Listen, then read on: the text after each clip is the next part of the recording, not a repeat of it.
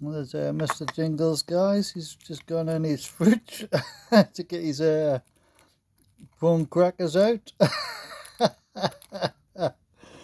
Oh, I don't know why you keep him in that part, Mr. Jingles. Well, what do you have to know?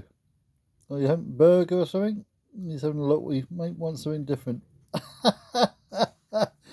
Mr. Jingles, you don't want me sitting in there.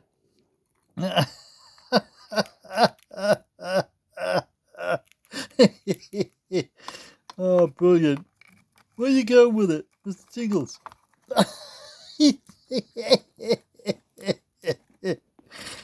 Oh, what else you got on there?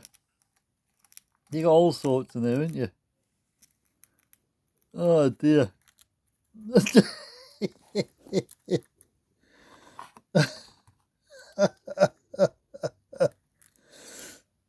you got here? Got some ketchup with that.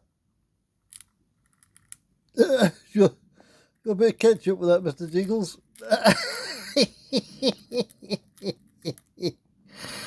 Oh, brilliant.